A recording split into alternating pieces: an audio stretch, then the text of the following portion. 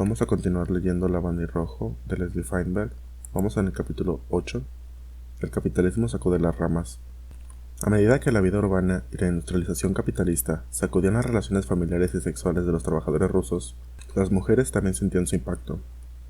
El historiador Dan Healy escribió: las relaciones homosexuales entre mujeres en la Rusia zarista y en los primeros años de la Rusia soviética reflejaban la transformación general de los roles y las oportunidades de las mujeres. Para un número cada vez mayor de mujeres, los lazos de la aldea patriarcal se estaban debilitando y rompiendo, y al igual que ocurría con los hombres migrantes de la ciudad, los vínculos familiares no siempre estaban para mantener las formas tradicionales de control, incluido el control del comportamiento sexual.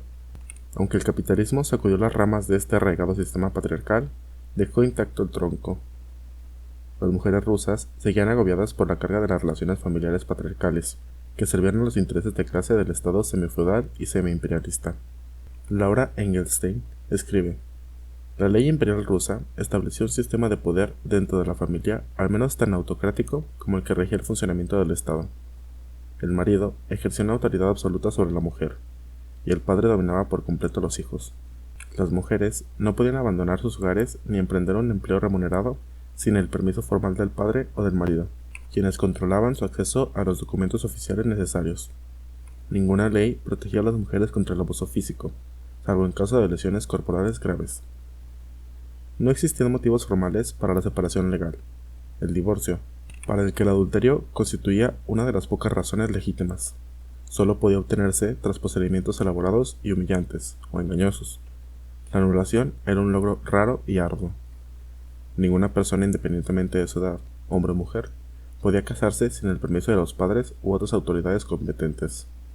Según una antigua costumbre, las mujeres tenían el derecho legal de conservar sus propios bienes tras el matrimonio, pero sufrían graves desventajas a la hora de heredar la fortuna familiar. Nadezhda Krupskaya, líder bolchevique y autora del panfleto revolucionario La mujer trabajadora, describió las viviendas de la empresa en la fábrica de telas Thomson-Brodsky Mill, que, como gran parte de la industria rusa, era de propiedad extranjera.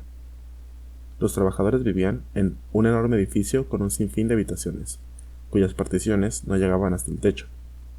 El estruendo era ensordecedor. Las paredes estaban verdes por la humedad.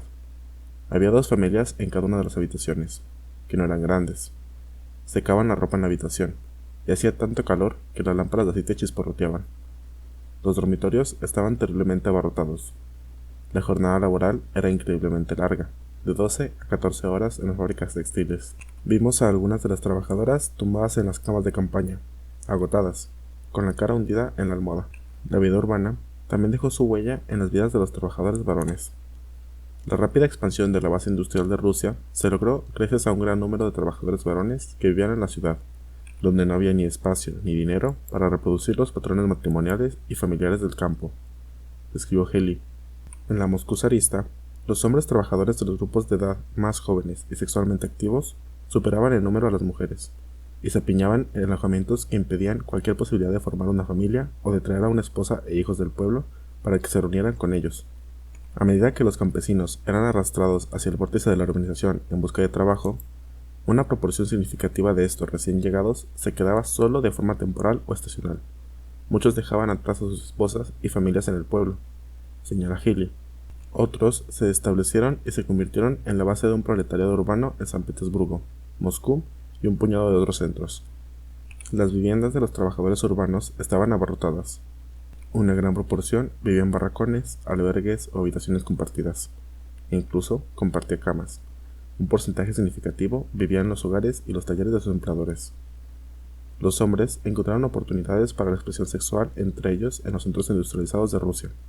A medida que explotaban estas nuevas posibilidades, transformaron los patrones tradicionales de la masculinidad rusa en torno al eros masculino mutuo.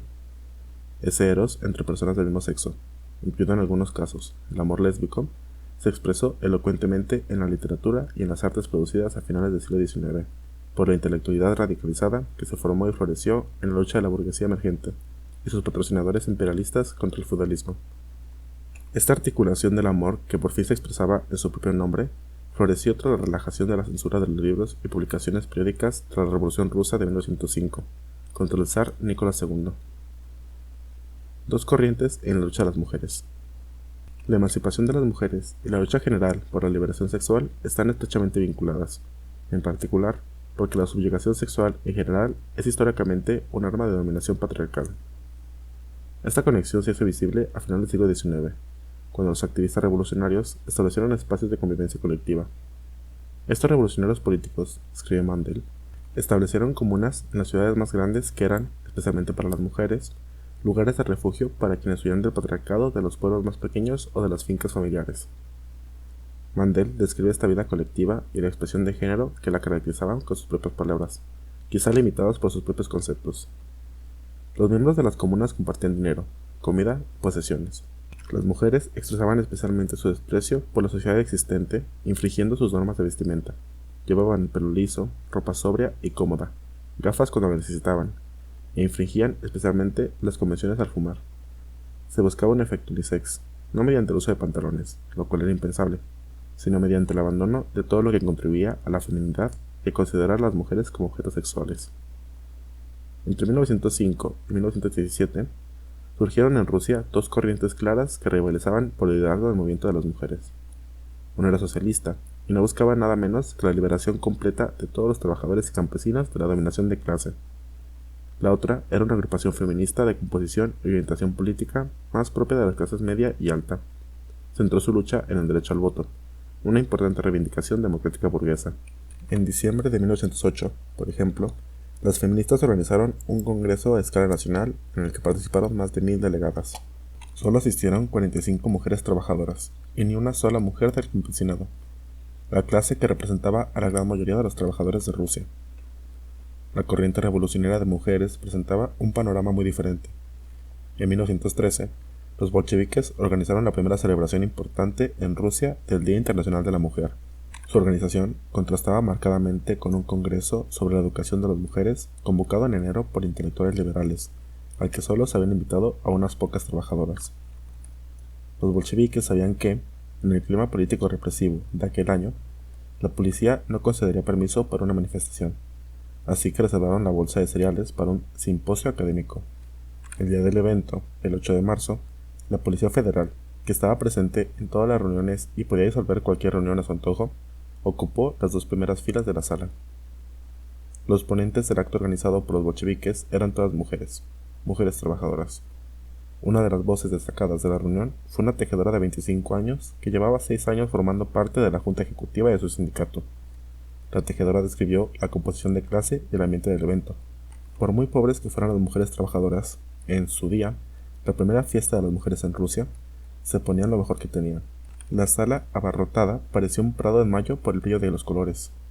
La policía no logró estropear nuestra fiesta, aunque cada oradora tuvo que transmitir sus pensamientos más íntimos al público como si tuviera que romper el silencio alerta de las primeras filas. El estallido de la Primera Guerra Mundial Interimperialista en 1914 puso de manifiesto la base política burguesa de quienes se identificaban con la corriente feminista. Según Richard Stites, investigador en Dinamarca, las feministas se mostraban entusiastas ante las grandes posibilidades de servir a la patria rusa y, a cambio, obtener dividendos políticos para sí mismas. No mostraban ninguna sutileza al vincular sus sacrificios con una eventual recompensa en forma de... Stites señala que no fueron las mujeres acomodadas del movimiento las que hicieron la mayor parte de los sacrificios durante la Primera Guerra Mundial. Fueron las mujeres y los hombres de las clases trabajadoras quienes se sacrificaron. Y las trabajadoras también pagaron con su sudor y su esfuerzo. El porcentaje de mujeres trabajadoras en las fábricas había alcanzado el 30% del total cuando estalló la guerra. En 1917, mientras la guerra imperialista traía hambre y penurias, muerte y discapacidad, miles de mujeres del sector textil de San Petersburgo se declararon en huelga, marchando por las calles para exigir pan, paz y tierra. Los trabajadores varones se unieron a ellas, engrosando las filas de la protesta hasta alcanzar las 90.000 personas. Esa huelga estalló el 8 de marzo, Día Internacional de la Mujer, y fue el primer disparo de la Revolución Rusa anticapitalista. La teoría histórica del capitalismo. El capitalismo en Rusia, al igual que el feudalismo, se apoyaba en las estructuras familiares patriarcales como unidades económicas. El dominio de la acumulación de capital creó su propia superestructura de ley, religión, política y educación para justificar la desigualdad de su base económica, e impulsó esta injusticia económica y social con una brutal represión estatal. La Primera Guerra Mundial Una consecuencia del impulso del capitalismo por expandir su implacable búsqueda de beneficios más allá de sus propias fronteras, también estaba teniendo un profundo impacto en las relaciones familiares patriarcales. La guerra desarraigó millones de campesinos y trabajadores en Rusia y en otros lugares, interrumpiendo la siembra y la cosecha, reproducción y la reproducción familiar. Este choque de titanes imperialistas, por quién se quedaría con la tierra, la mano de obra y los recursos de los pueblos colonizados, solo benefició a los vencedores imperialistas. La guerra estaba masacrando a decenas de millones de trabajadores y pueblos oprimidos, y exacerbando la superexplotación y el sufrimiento de los pueblos atrapados en las garras del colonialismo. El capitalismo, en comparación con el feudalismo, fue una fuerza progresista, en el sentido de que constituía un sistema económico superior, un salto cualitativo en la productividad humana. El capitalismo erradicó gran parte del carácter medieval de la autocracia feudal gracias a la necesidad de avances científicos y tecnológicos. El capitalismo socializó las herramientas individuales de los artesanos, transformándolas en medios de producción a gran escala. Impulsó a la clase trabajadora. Pero la relación social del capital entre explotador y explotado es brutal para los trabajadores y los pueblos oprimidos. Y el capitalismo en Rusia era demasiado débil y estaba demasiado subordinado a los países imperialistas existentes como para cumplir siquiera sus promesas democráticas burguesas a las masas. El breve régimen capitalista liberal, instalado por la Revolución de Febrero de 1917, no resolvió ninguno de sus problemas. No pudo salir de la guerra, que estaba matando a los trabajadores y campesinos porque la clase dominante tenía ambiciones imperialistas. No pudo distribuir la tierra a los campesinos, y no pudo satisfacer las demandas más elementales de los trabajadores. Así, la consigna bolchevique de pan, tierra y paz convenció a las masas de la necesidad de una segunda revolución. Y esta revolución de octubre de 1917 creó un Estado obrero que comenzó la labor de desarraigar todo el entramado de las estructuras económicas de la clase dominante. No fue casualidad que una de las primeras medidas del gobierno bolchevique fuera abolir las leyes zaristas contra los homosexuales y las mujeres. 22 de julio de 2004. Capítulo 9. Los detractores minimizan los avances bolcheviques. Simón Karlinsky, profesor de literatura y teatro ruso en Berkeley, resta importancia a la despenalización del amor entre personas del mismo sexo por parte del joven Estado obrero ruso tras la Revolución de Octubre de 1917. Escribe: las revoluciones de 1905 y de febrero de 1917, que aportaron una libertad de expresión sin precedentes para los sectores rusos gays y lesbianas, se confunden con demasiada frecuencia en Occidente con la Revolución de Octubre dirigida por los bolcheviques, a la que se le atribuyen rutinariamente la liberación sexual lograda por las dos revoluciones anteriores.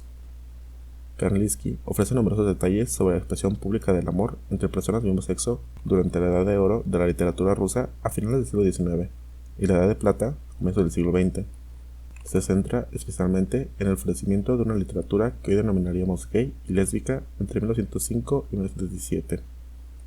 La obra más famosa fue, por supuesto, la novela Alas, de Mikhail Kuzmin, 1872 a 1936, que cautivó a gran parte de la población homosexual masculina porque fue la primera novela gay de la literatura europea en tener un final feliz.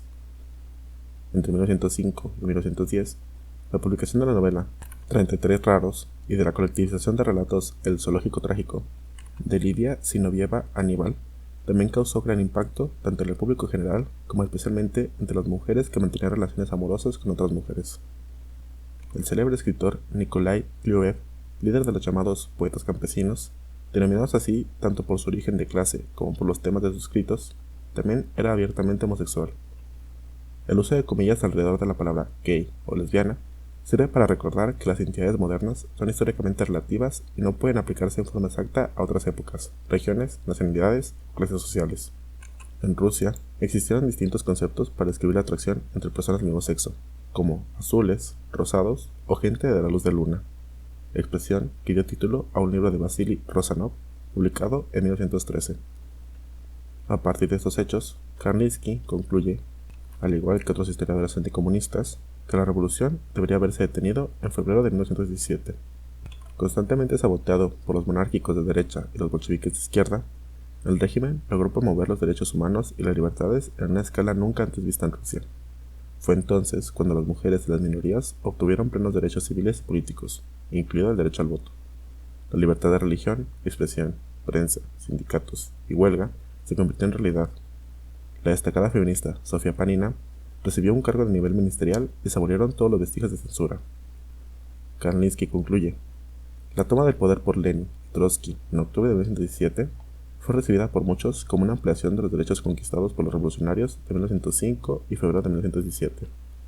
Pero en lo que respecta a los derechos, incluidos los derechos de los homosexuales y las libertades personales, la Revolución de Octubre fue en realidad una inversión y negación de las dos revoluciones anteriores, más que su continuación. ¿Era realmente así? Quienes elogian la democracia burguesa, que floreció brevemente en 1905 y nuevamente en 1917, suelen concentrarse en las libertades políticas consagradas en las leyes de aquel periodo. Sin embargo, omiten señalar que, aunque el debate político se expandió y las huelgas pudieron legalizarse, millones de personas seguían padeciendo hambre. Las espaldas continuaban encorvadas por jornadas agotadoras de trabajo en campos y fábricas. Las mujeres seguían siendo arrastradas por la fuerza hacia sus papeles tradicionales dentro de la familia patriarcal. Jóvenes que buscaban relaciones amorosas con personas de su mismo sexo vivían vidas invisibles. Eran explotados para beneficio económico ajeno o sufrían extorsiones. Los judíos continuaban enfrentando pogromos y teniendo que luchar o huir para sobrevivir. Incluso después de la Revolución de Febrero, todas estas condiciones persistieron y se agravaron por la participación de Rusia en la Primera Guerra Mundial, cuyos campos de batalla estaban empapados con la sangre de millones de trabajadores rusos y alemanes. El gobierno provisional, surgido de la Revolución de Febrero de 1917, encabezado por Alexander Kerensky, llegó al poder impulsado por una inmensa movilización de obreros y campesinos que deseaban liberarse del yugo de la explotación de clase ejercida por terratenientes y propietarios de fábricas. Las masas exigían pan, tierra y paz. Sin embargo, el gobierno provisional estaba ligado a la débil burguesía rusa. No estaba dispuesto a renunciar a las aspiraciones territoriales que mantenían a Rusia en la guerra. No pretendía expropiar a los capitalistas. Ni siquiera era capaz de llevar a cabo una auténtica reforma agraria. Todo ello requería una nueva revolución. Una revolución que suprimiera el poder de los terratenientes y capitalistas. Esa revolución llegó en octubre, bajo la dirección de los bolcheviques. La revolución comunista tuvo que asumir las tareas que los capitalistas y su gobierno habían sido incapaces de completar. En diciembre de 1917, apenas unas semanas después de tomar el poder estatal, los bolcheviques abolieron la legislación zarista contra la homosexualidad, legalizaron el aborto, establecieron licencias de maternidad, eliminaron las severas restricciones al divorcio y reconocieron legalmente a los hijos nacidos fuera del matrimonio. La eliminación de esta superestructura jurídica profundamente discriminatoria tuvo un carácter eminentemente político. Demostró la orientación revolucionaria y los objetivos perseguidos por los bolcheviques bajo la dirección de Lenin. Sin embargo, aquellas leyes zaristas no eran simples normas aisladas. Constituían la codificación jurídica de desigualdades arraigadas en las relaciones de clases semifeudales y semi-imperialistas que dominaban la economía y la sociedad rusa. Por ello, la tarea revolucionaria de transformar la estructura social apenas comenzaba, y esa labor no se desarrolló en condiciones pacíficas. Tuvo que llevarse a cabo bajo el ataque constante de potencias imperialistas invasoras que abrieron 14 frentes militares contra la revolución. 29 de julio de 2004. Capítulo 10. La gente del claro de luna, en los albores de la revolución. El partido bolchevique no se limitó a abolir las leyes zaristas contra la homosexualidad. El sexólogo Wilhelm Reich, en la Revolución Sexual, describió la intención política que guiaba a los bolcheviques. Consideraba necesario derribar las barreras que separaban a los homosexuales, también conocidos en Rusia como la gente del claro de luna, del resto de la sociedad. Los revolucionarios intentaron analizar la sexualidad y el género del mismo modo que examinaban todas las relaciones sociales y económicas, a través de una perspectiva científica. Reich explicó que los bolcheviques consideraban que el amor entre personas del mismo sexo no perjudicaba a nadie y que era injusto castigar a una persona por su orientación sexual. A medida que Lenin y su partido lograban ganar para los objetivos de la revolución socialista a sectores de las clases medias, el joven Estado obrero recibió también un importante respaldo de destacadas figuras homosexuales. El historiador de la literatura rusa, Simón Karlinsky, nada simpatizante de la revolución socialista, admite que, con una unanimidad notable, todos los sectores gays y bisexuales apoyaron la toma del poder en octubre. Entre ellos se encontraban Mikhail Kuzmin, autor de Alas, Nikolai Lyoev, considerado el poeta oficioso del campesinado ruso. El historiador Dan Haley sitúa este logro en un contexto histórico más amplio. La Revolución Soviética fue, con diferencia, la potencia más importante desde la Revolución Francesa en despenalizar las relaciones sexuales entre hombres, mientras que Gran Bretaña y la Alemania de Weimar continuaban persiguiendo judicialmente a los homosexuales. Las autoridades sanitarias soviéticas establecieron vínculos con el movimiento de reforma sexual de orientación izquierdista encabezado por el sexólogo berlinés y activista por los derechos homosexuales Magnus Hirschfeld. biólogos y médicos, patrocinados principalmente por el Comisariado de Salud, comenzaron a investigar la homosexualidad como un fenómeno científico y médico, a menudo desde perspectivas comprensivas que, en términos comparativos, resultaban notablemente avanzadas.